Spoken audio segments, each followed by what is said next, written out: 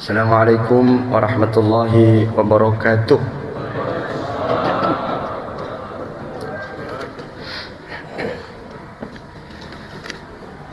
Alhamdulillah, alhamdulillahi rabbil alamin.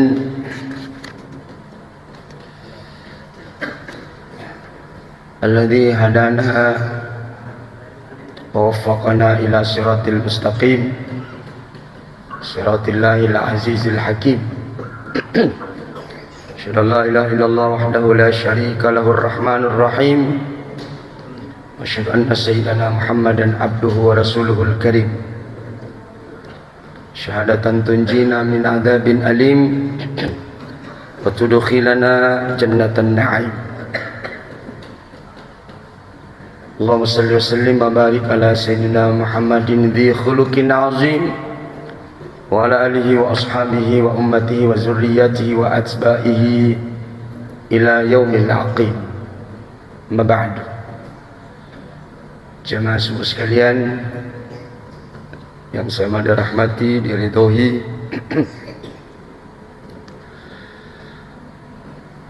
dan mudah-mudahan kita sudah mendapatkan ampunan dari Allah sampai di hari yang ke-21 ini.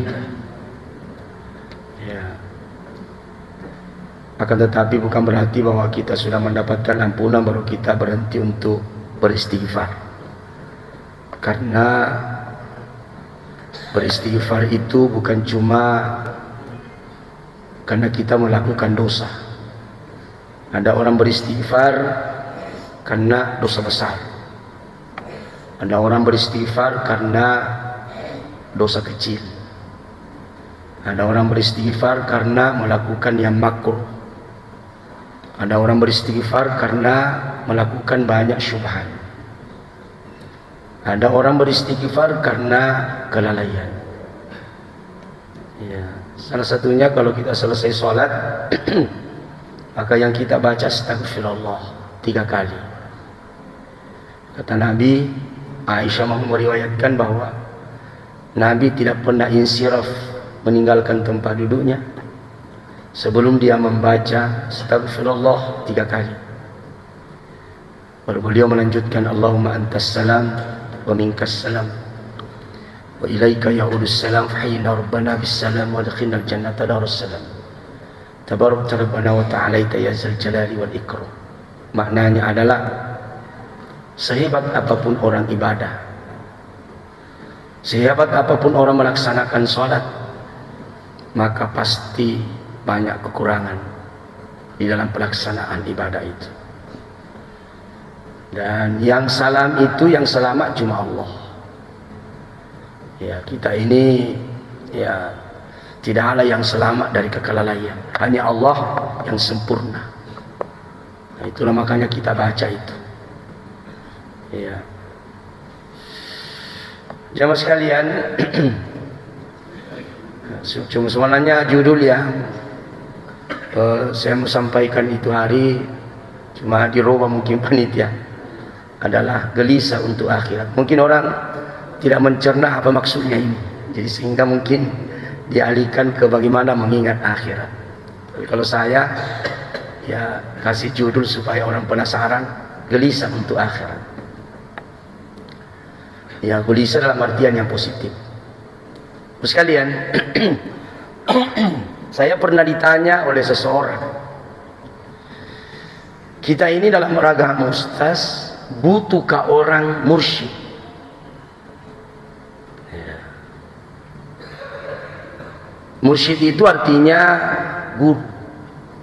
Mursyid itu artinya pembimbing. Saya bilang pastilah. Karena bagaimana kita bisa mau sampai kepada Allah? Karena kita ini seperti orang yang sementara berjalan. Kita berjalan menuju kepada Allah. Tentu dalam perjalanan itu kita butuh pembimbing. Kita butuh mursyid. Cuma mursyid ini ada 2 macam. Ada mursyid yang bersifat secara umum. Ya. Mursyid inilah yang mengajari kita bagaimana menepaki jalan menuju kepada Allah. Sebagaimana dalam Al-Quran Allah Subhanahu wa taala berfirman, "Ud'u ila sabili rabbika bil hikmati wal mau'izatil hasanah." Ajaklah mereka ke jalan Tuhan, ke jalan.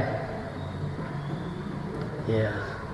Jadi mursyid inilah yang mengajari kita bagaimana jalan ditempuh untuk menuju kepada Allah. Sama kalau kita mau ketemu Presiden Pak Prabowo lah. Tentu kalau kita mau ke Jakarta, maka butuh pembimbing. Kita harus tahu bagaimana menuju ke sana. Ya.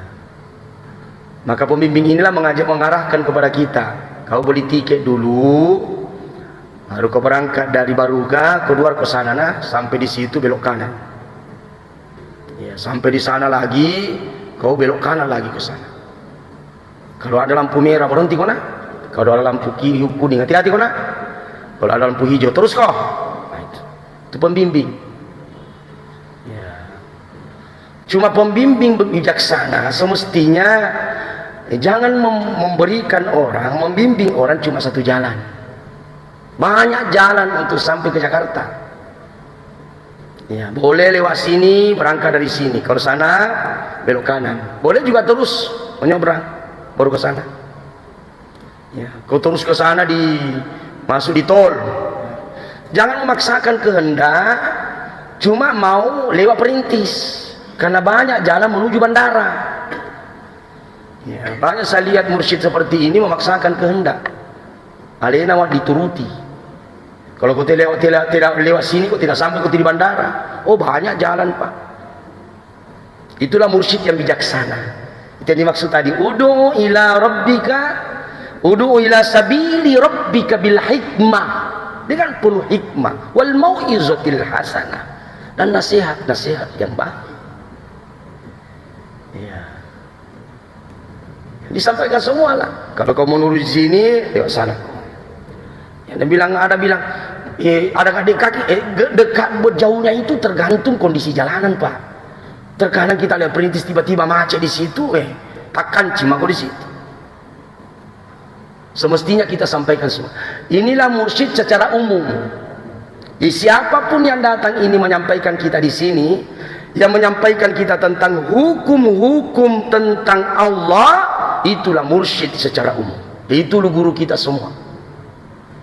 Makanya saya bilang tadi, mestinya mursyid seperti ini bijaksana lah. Bukan lagi zamannya sekarang orang saling menyalahkan. Ya, kalau kau tidak tempuh jalanku, sesatku.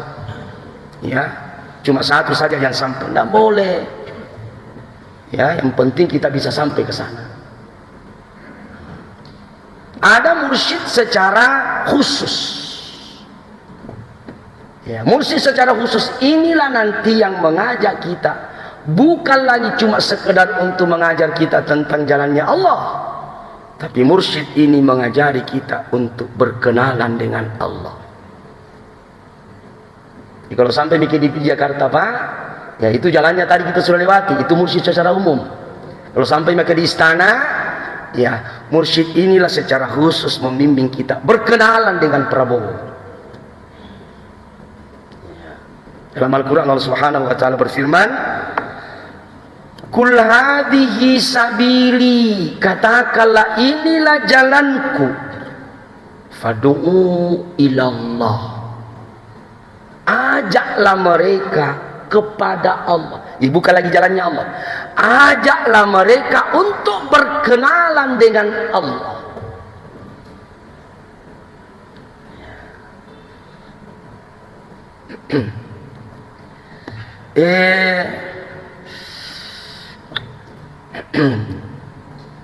Di ayat lain Allah Subhanahu wa taala berfirman, "Kuhat ya ayyuhan nabiyyu inna arsalnaka syahidan wa mubasysyiran wa nadhira wa da'iyan ila Allah bi idnihi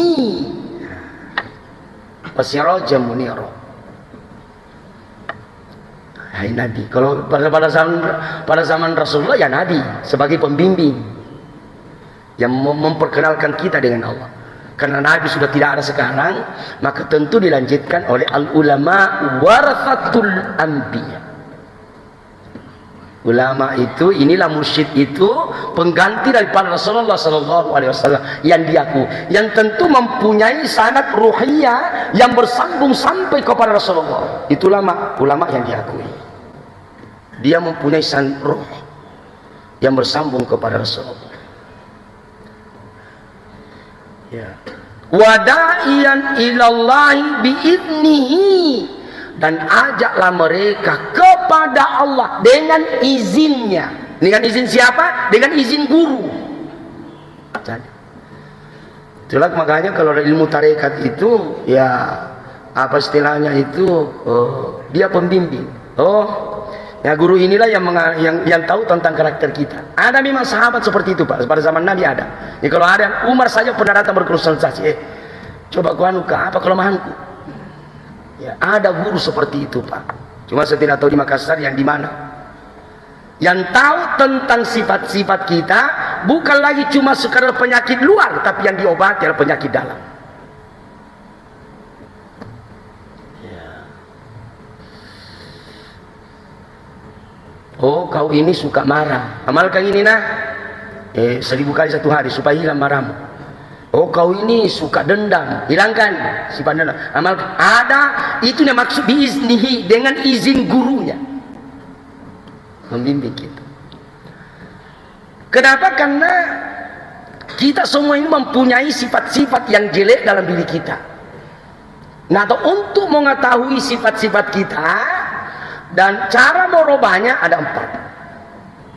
Yang pertama adalah bergaul dengan orang yang banyak, supaya kita tahu karakter seseorang. Oh, ini makanya sifatnya saya mau ikuti. Apa yang ada sama orang ada semua juga dalam diri kita, cuma ada yang besar, ada yang kecil. Oh, ini orang suka pemarah, kita juga suka pemarah Pak. Ada tonji sifat marata.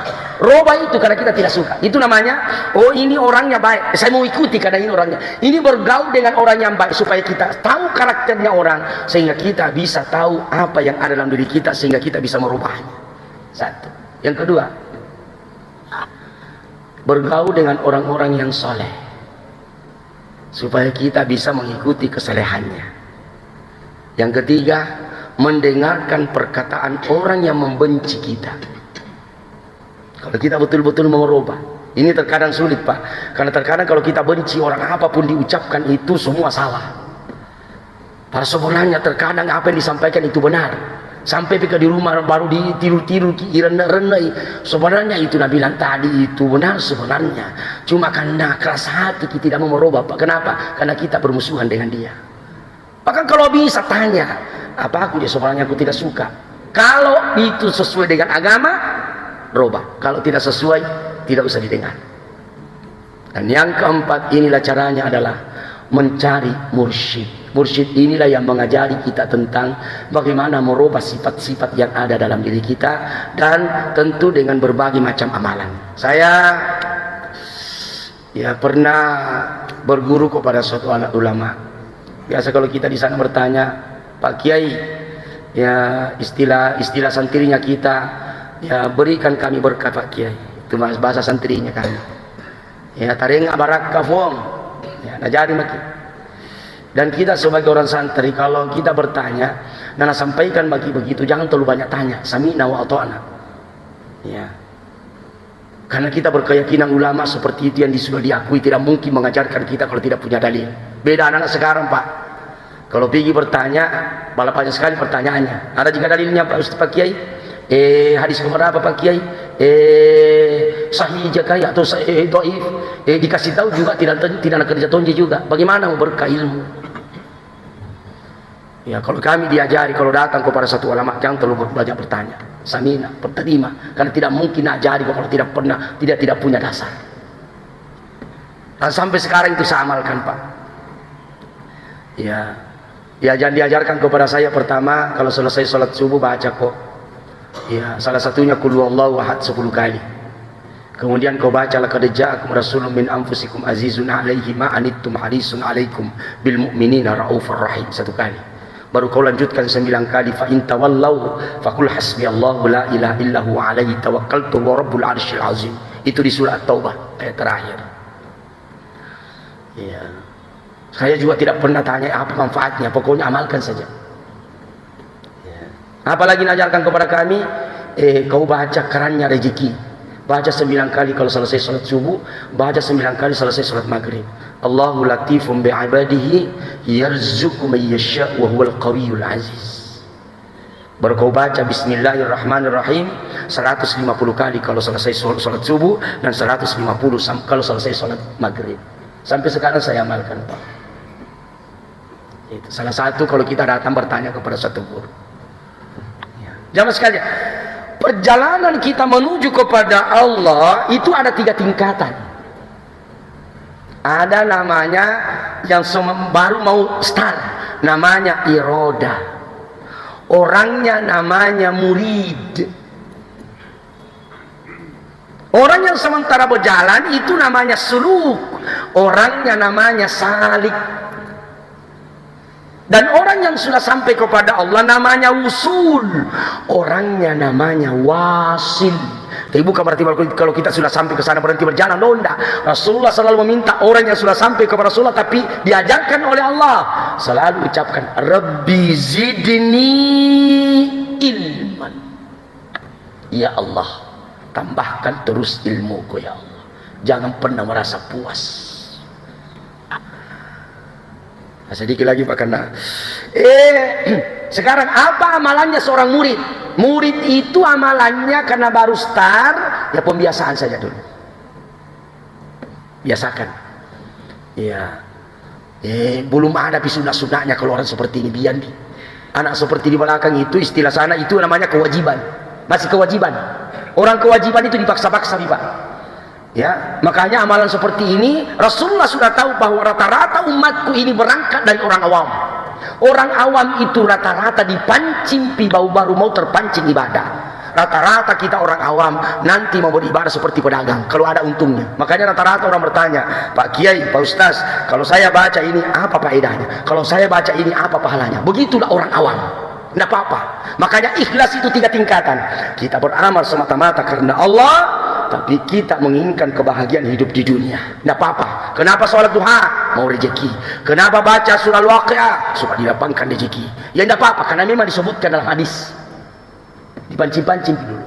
Yang kedua, kita beramal semata-mata karena Allah, tapi kita menginginkan kebahagiaan hidup di akhirat. Kenapa sholat? Masuk surga.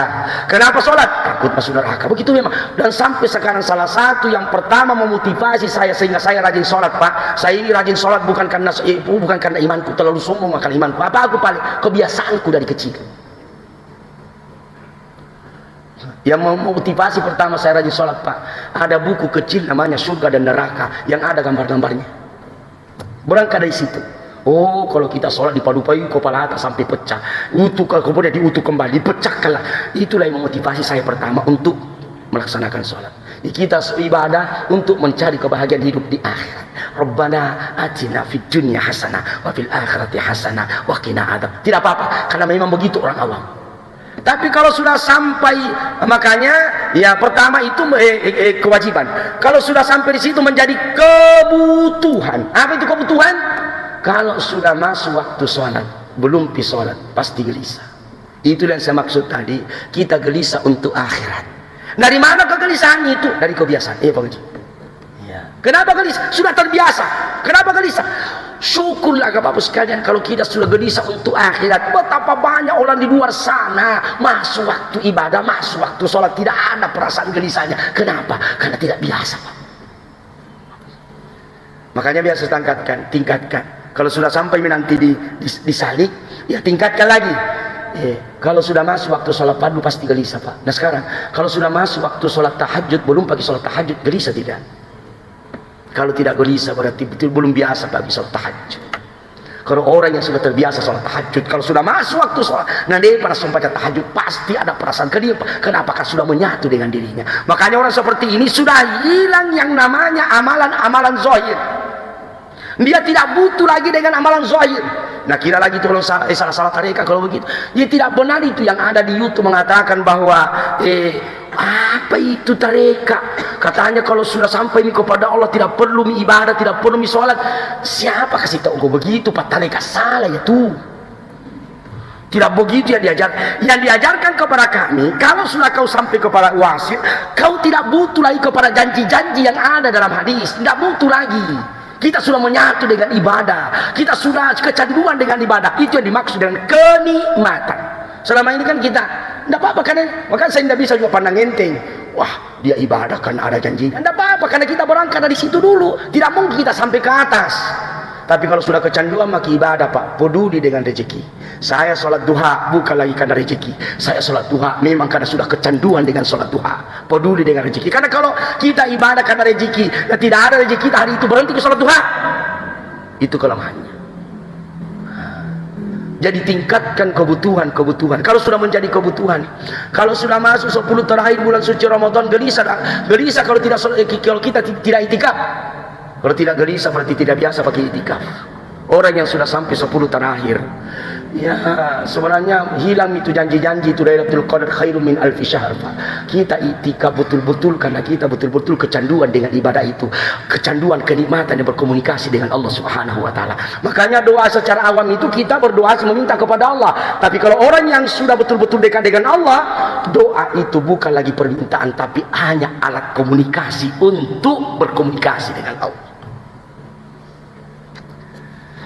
Jamaah sekalian, yang terakhir, ya, yang kedua ada tingkatan yang kedua namanya suluk. Orangnya namanya salih. Kalau begini ini dia sudah mempunyai kendaraan. Kendaraannya adalah nurut tawajjuh. Apa itu nurut tawajjuh? Yaitu nurun amalun zahir wal batin.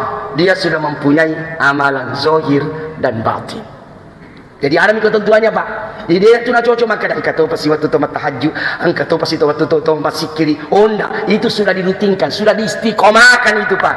Ya, makanya ada istilahnya teorinya Imam Ghazali itu musyawarah, muraqabah, muhasabah, muaqabah, mujahadah, mu'tabah. Musyawarah itu bikin program harian. Makanya tidak ada itu hadis dari Nabi istilah 1 hari 1 juz, tidak ada, Pak. Tapi kalau saya tentukan diriku untuk motivasi diriku, tidak apa-apa. Ya, one day one juz, tidak ada hadisnya Nabi yang mengatakan one day one juz. Tapi kalau saya tentukan untuk memotivasi diri saya untuk mempunyai target. Karena kalau tidak ada target, Pak, maka apa hidup tak kalau tidak punya target. Selesai sholat subuh zikir pagi maki. Itu rutinitas. Ya, 1 hari 1 juz. Tidak boleh tidak. Kalau tidak dipenuhi itu maka harus dimuhaqabah, hukum dirita. Cara menghukumnya, gara-gara saya tidak baca Al-Quran tadi, saya ganti dengan sedekah. Tapi kalau saya kecil-kecil, Pak, saya hukum diriku kalau saya tidak baca 1 hari 1 juz, maka aku hukum besok 2 juz. Minimal seperti itu. Jangan biarkan program yang kita sudah programkan, lantas kita abaikan. Itu tidak ada. Program tidak program. Itu sudah mempunyai nurut tawajjuh, yaitu amal zahir secara rutinitas. Terakhir sekali, terakhir sekali. Ya. Setiap amalan zahir satu, kalau mau kencang larinya menuju kepada Allah, harus diikuti amalan batin 10. Ya, nama selesai. Ya. Harus mempunyai amalan batin 10. Kalau tidak, ya lihat nih. Ya, tapi ada itu kalau ada. Apa itu, Pak? Pertama, imanan wahtisaban. Yang kedua, al-ikhlas. Yang ketiga, as-sabr. Yang keempat, at-ta'anni minallah, yaitu hudurul qalb. Yang kelima, at-ta'zim. Kita mengagungkan ciptaan Allah, kita mengagungkan Allah Subhanahu wa taala ibadah. Kalau tidak ada pengagungan lain, maka apa ibadah? Kemudian apa lagi? Al-halawatu minal ibadah. Ada kenikmatan ketika kita beribadah. Dan selanjutnya al-khauf war raja. Selalu berbarengan, Pak. Khauf, raja. Raja, khauf. Tidak boleh juga kita terlalu percaya diri. Banyak sekali nih pada aku. Surga nomor siaga ngari mati lolongan. Tidak boleh, Pak. Harus ada rasa takut. Khauf, tapi ada juga rasa pengharapan. Ilahi lastulil firdausi ahla wala aqwa alam nari jahim. Kata Abu Nawas, saya ini hambamu, tidak berhak masuk dalam surgamu, tapi saya juga tidak kuat masuk dalam nerakamu. Sekalian, kalau cuma sekedar kita beribadah tapi tidak kita mempunyai kendaraan, kapan kita sampai kepada Allah Subhanahu wa taala? Makanya mari semakin bau kendaraan tak, semakin kencang lari kita kepada Allah, sehingga nantinya kita sudah bisa sampai. Dan ketika kita sudah sampai kepada Allah, ada kenikmatan dalam ibadah, bukan cuma sekedar rutinitas. Innallaha musta'an wal istiqlan. Assalamualaikum warahmatullahi wabarakatuh.